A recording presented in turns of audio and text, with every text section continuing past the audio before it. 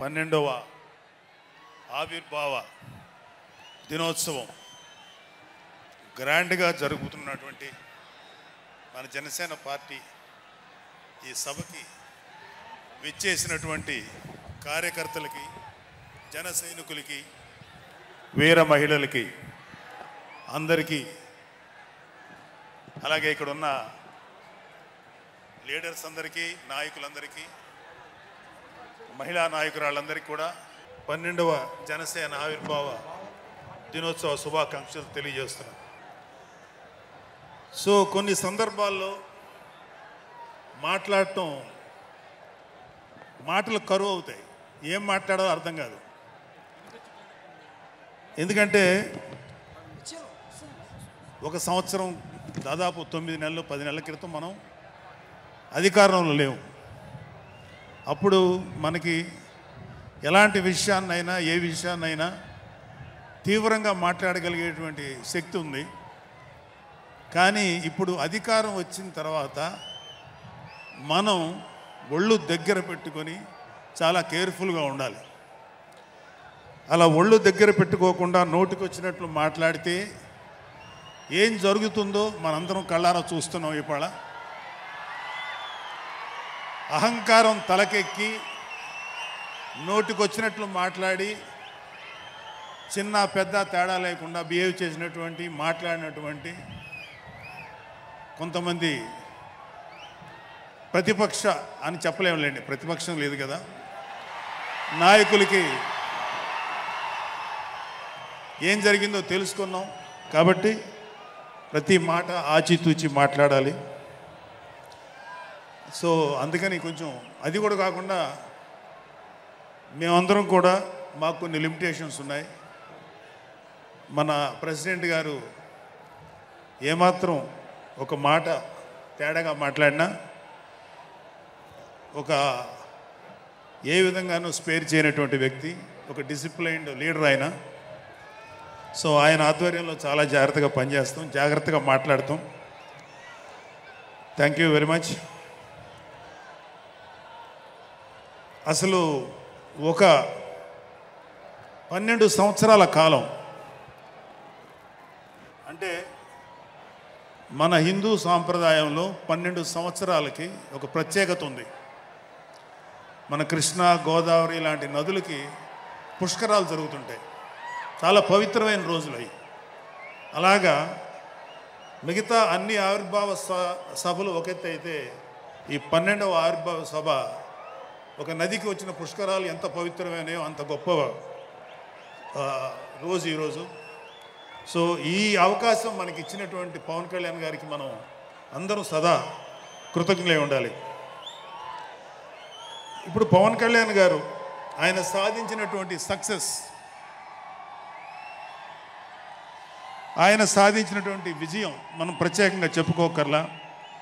100కి 100% strike rate తోటి ఆయన విజయాన్ని, అద్భుతమైన విజయాన్ని సాధించడంతో పాటు అటు రాష్ట్రంలోనూ దేశంలోనూ ప్రభుత్వాలు నిలబెట్టడానికి ఒక వెన్నెముకగా నిలిచారు. సో ఆయన గురించి ప్రత్యేకంగా ఏమీ మాట్లాడక్కర్లేదు, ఎందుకంటే చాలామంది చాలాసార్లు మాట్లాడుతున్నారు. మనం తెల్లారులేస్తే టీవీల్లో అన్ని చోట్ల చూస్తున్నాం. ఆయన తీసుకున్నటువంటి Panchayati Raj, water works, forest department ఎంత ఎఫిషియెంట్గా పనిచేస్తున్నారో, అలాగే మన మినిస్టర్లు తీసుకున్నటువంటి ముఖ్యమైన శాఖలన్నీ కూడా ఎంత ఎఫిషియెంట్గా పనిచేస్తారో మనందరం చూస్తున్నాం. సో స్పెసిఫిక్గా కళ్యాణ్ బాబు గారు ఎంత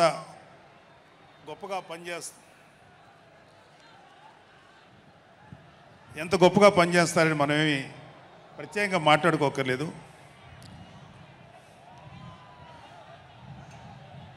సో అయితే ఎన్ని మాట్లాడినా ఒక విషయం అయితే మనం మాట్లాడుకోవాలి. ఒక సినిమా స్క్రిప్ట్ కానీ, ఒక ఉపన్యాసం కానీ, దానికి కొన్ని లక్షణాలు ఉంటాయి.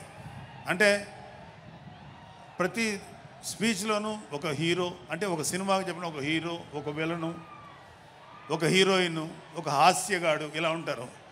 సో మనం వైసీపీ హాస్యగాళ్ళ గురించి చెప్పుకోకుండా ఈ స్పీచ్ని ఎండ్ చేయలేం. ఎందుకంటే జగన్ లాంటి హాస్యనటుడు కనే కళల గురించి మీకు చెప్పాలి. ఆయన ఎలక్షన్స్ అయిపోక ముందు నిద్రలోకి వెళ్ళారు. ఇప్పటికి నిద్ర లేవాలి. అప్పుడప్పుడు నిద్రలో లేచి కలవరిస్తుంటారు.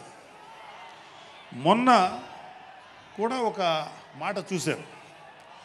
కళ్ళు మూసి తెరిచేలోగా 9 నెలలు అయిపోయినాయి, ఇంకెంత, ఇంకాసారి కళ్ళు మూసి తెరిచేలోపుగా 5 ఏళ్ళు అయిపోతాయి, ఆ తర్వాత అధికారం మాదే అని ఆయన మాట్లాడుతుంటే అంతకన్నా ఏ హాస్యగాడు కూడా అంత అద్భుతంగా చేయలేడు.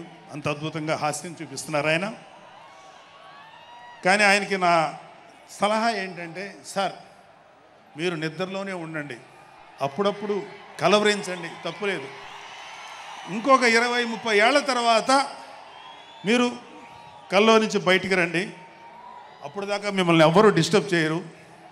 ఇది నాకు మనస్ఫూర్తిగా నేను మీకు ఇచ్చే సలహా. మీరు 20 ఏళ్ల తర్వాత మేలుకోండి, ఆ తర్వాత మీ ఇష్టం. మేమైతే 20 ఏళ్ల దాకా మిమ్మల్ని హ్యాపీగా పడుకోమనే సలహా ఇస్తున్నాం. సో ఆంధ్రప్రదేశ్లో పవన్ కళ్యాణ్ గారి యొక్క చొరవతోటి ఏర్పాటైనటువంటి ఈ కూటమి ప్రభుత్వం ఎన్ని చోట్ల ఎంత పెద్ద సక్సెస్ అయిందో, ఎంత 164 సీట్లు సాధించే దిశగా ఆయన ఎంత కష్టపడ్డారో మనందరికీ తెలుసు. అయితే మా అదృష్టం ఏంటంటే ఇక్కడ పిఠాపురంలో జరుగుతుంది కాబట్టి పిఠాపురంలో ఎలక్షన్స్ ఎలా జరిగినాయో ఒక 2 మాటలు చెప్పకపోతే, నేను పిఠాపురంలో పనిచేసి పిఠాపురం అభిమానుల యొక్క అభిమానాన్ని చూరుకున్న పవన్ కళ్యాణ్ గారికి, అలాగే పిఠాపురం యొక్క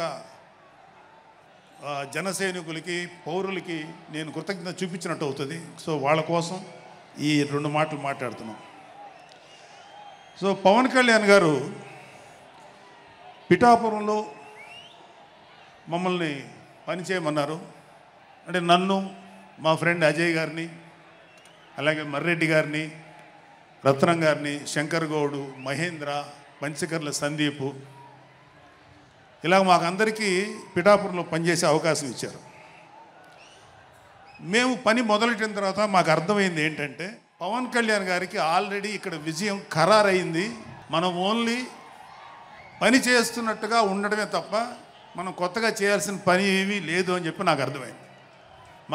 నాకే కాదు మా అందరికీ అర్థమైంది. సో మేము దీన్ని ఎంత గొప్ప అదృష్టంగా తీసుకుంటున్నామంటే, పవన్ కళ్యాణ్ గారు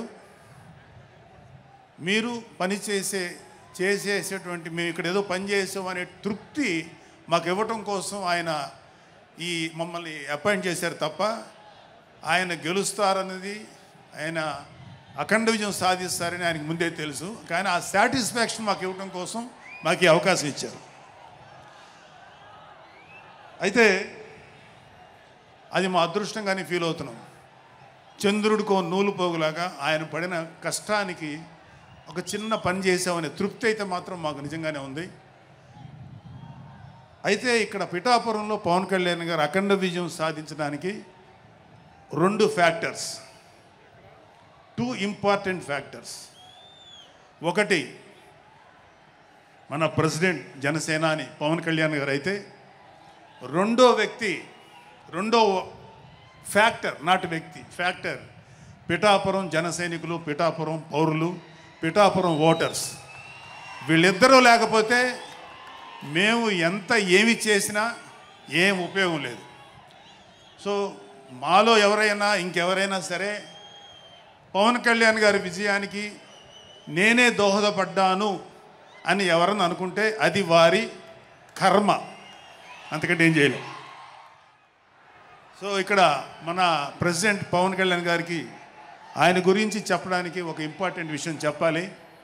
అది ఏంటంటే, మొన్న ఈ మధ్యన మా అమ్మగారితో మాట్లాడుతున్నప్పుడు మా కళ్యాణ్ బాబు గురించి ఒక మాట వచ్చింది. యాక్చువల్గా ఇక్కడ నేను ఒక అన్నగా మాట్లాడకూడదు, కానీ నేను ఒక పార్టీ జనరల్ సెక్రటరీగా మాట్లాడాల్సి వచ్చినా కూడా ఒక అన్నగా ఈ ఒక్క విషయం నేను చొరవ తీసుకుని మాట్లాడాలి. సో మా అమ్మని అడిగాను. అంటే ఆవిడ నాతో చాలా ఫ్రెండ్లీగా ఉంటుంది. ఆవిడని అడిగా, ఏదో మాటల్లో వచ్చింది, అమ్మ మమ్మల్ని అంటే ఏ తల్లి అయినా ఒక ఆడతల్లి ఒక ఒక స్త్రీమూర్తి బిడ్డను కనేటప్పుడు చాలా నొప్పులు పడుతుంది. అదొక పునర్జన్మ అంటారు. అలాంటిది నేను మా అమ్మని అడిగా, నేను పుట్టినప్పుడు ఏమన్నా పెయిన్స్ అనుభవించావమ్మా అని. మా అమ్మ అంది, నువ్వు పుట్టినప్పుడు నేను అనుభవించినది పెయిన్స్ భూమి మీద ఆడది అనుభవించలేదు, అంత కష్టం పెట్టేవాళ్ళు. అది మా అమ్మ చెప్పింది నా గురించి. సరే కళ్యాణ్ బాబు ఎలాగా అన్న. గొప్ప విషయం అంటే నేను షాక్ అయ్యా. వాడు పుట్టినప్పుడు నాకు పెయిన్ అనేది కొంచెం కూడా తెలియదురా, అలాగా నాకు పెయిన్ లేకుండా పెయిన్ ఇవ్వకుండా పుట్టాడు అని. ఈ విషయం నేను కొంచెం షాక్ అయ్యా. అదేంటమ్మా కనీసం పెయిన్స్ ఉంటాయి కదా, ఏమోరా నాకు ఏమాత్రం పెయిన్ తెలియకుండా పుట్టాడని. సో నేను ఏమంటానంటే, పుట్టేటప్పుడు కన్న తల్లికి కూడా ఏమాత్రం నొప్పి బాధ ఇవ్వకుండా పుట్టిన పవన్ కళ్యాణ్ లాంటోడు, అలాంటి నాయకుడు ఈ కూటమి భాగస్వామ్యంలో ఉప ముఖ్యమంత్రిగా ఉన్న నాయకుడు ప్రజలకి ఎందుకు బాధలు రానిస్తాడు? వాళ్ళకి ఏ బాధలు కష్టాలు రాకుండా గుండెల్లో పెట్టుకొని చూసుకుంటాడు. అది మనం కళ్ళారా ఈరోజు చూస్తున్నాం. ఇప్పుడు మనం చూస్తున్నది ఆవగింజలో అరవంతు మాత్రమే. కూటమి భాగస్వామ్యంలో పవన్ కళ్యాణ్ గారి భాగస్వామ్యంలో జరుగుతున్న కూటమి ప్రభుత్వం పరిపాలన ఆవగింజల అరశాతమే. ఇంకా చాలా ఉంది.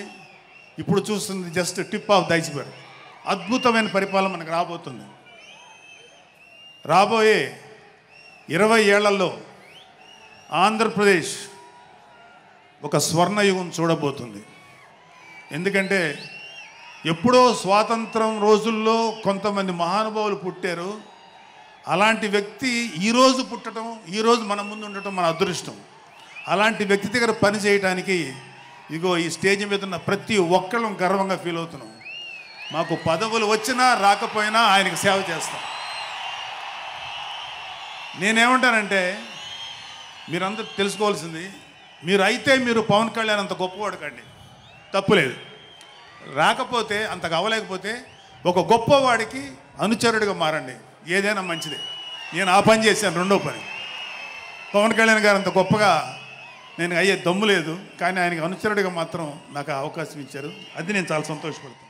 ఎందుకంటే ఇవాళ కళ్యాణ్ బాబు లాంటి వ్యక్తి, ఇక్కడ ఉన్నటువంటి మా నాయకులు ఎవరైనా సరే, మేము చూస్తున్నది కేవలం ఒక జనరేషన్ కాదు, రాబోయే 3-4 జనరేషన్స్. అంటే మీరు, మీ పిల్లలు, మీ గ్రాండ్ చిల్డ్రన్ ఎంత మంచి ప్రపంచాన్ని చూడాలి, ఎంత మంచి జీవితాన్ని చూడాలి, ఎంత చక్కటి అవకాశాలు రావాలి అనేటువంటి ఆలోచనతోటే ముందుకెళ్తున్నాం. ఖచ్చితంగా రాబోయే 20 ఏళ్లలో ఇది జరిగి తీరుతుంది. పవన్ కళ్యాణ్ గారు ఒక జనరేషన్ కోసం కాదు, రాబోయే 2-3 జనరేషన్ల కోసం కూడా ఆలోచించగలిగేటువంటి గొప్ప నాయకుడు. ఇంకొక చిన్న విషయం ఏంటంటే, నాకు ఎమ్మెల్సీగా అవకాశం ఇచ్చినటువంటి మన ప్రెసిడెంట్ పవన్ కళ్యాణ్ గారికి నా హృదయపూర్వక కృతజ్ఞతలు. అలాగే నేను ఎమ్మెల్సీ కావటానికి నన్ను ప్రోత్సహించినటువంటి వ్యక్తులు, లేదా నేను ఎమ్మెల్సీగా ఉండాలని కోరుకున్న మీలాంటి ఎంతో అభిమానించే కార్యకర్తలు, అలాగే మా నాయకులు, ఆ రోజు నాకు సపోర్ట్గా వచ్చినటువంటి మా నాయకులందరూ, మనోహర్ గారు, రామకృష్ణ గారు, విష్ణుకుమార్ రాజు గారు, లోకేష్ గారు, వీళ్ళందరికీ కూడా నా హృదయపూర్వక కృతజ్ఞతలు. అంటే దేవుడు అనేవాడు మనం అడిగితే వరాలు ఇస్తాడు, ఖచ్చితంగా వరాలు ఇస్తాడు. కానీ అడగకుండానే వరాలు ఇచ్చేవాడు పవన్ కళ్యాణ్. అతను ఏమని పిలవాలో మీరే డిసైడ్ చేసుకోండి. చివరిగా ముఖ్యమైన విషయం ఏంటంటే, జనసేనకి ప్రాణవాయువు లాంటి వాళ్ళు కార్యకర్తలు, వీర మహిళలు, జన సైనికులు, అభిమానులు. నేను ఒక జన సైనికుడిని అని చెప్పుకోవటంలో ఉండే ప్రైడ్ నాకు ఇంకా ఏ విషయంలో రాదు. చాలా గర్వపడుతుంటాను. సో అలాంటి జన సైనికులకి, మీ అందరికీ మేమందరం అండగా ఉంటాం. ఏదైనా చిన్న చిన్న ఇబ్బందులు తలెత్తినా అవన్నీ సరిచేస్తాం. ఇంకొక విషయం ఏంటంటే, జనసేన పార్టీ ఒక్కటే మీరు ఒక కార్యకర్త స్థాయి నుంచి అత్యంత ఉన్నతమైన స్థాయికి చేరుకోగలిగేటువంటి డెమోక్రటిక్ వాల్యూస్ ఉన్నటువంటి పార్టీ జనసేన. కాబట్టి జనసేనలో ఉండండి, జనసేనని ప్రోత్సహించండి. మీకే కాదు, మీ బిడ్డలకు కాదు, మీ మనవలకు కాదు, రాబోయే తరాలందరికీ జనసేన అండగా ఉంటుంది. మీ అందరికీ మేము ఫుల్ సపోర్ట్ చేస్తాం. మిమ్మల్ని అందరినీ గుండెల్లో పెట్టుకొని చూసుకుంటాం. ఎందుకంటే మా వెనకాల ఉన్నది ఒక శక్తి, దట్ ఈజ్ పవన్ కళ్యాణ్. జై పవన్ కళ్యాణ్, జై జనసేన, జై హింద్.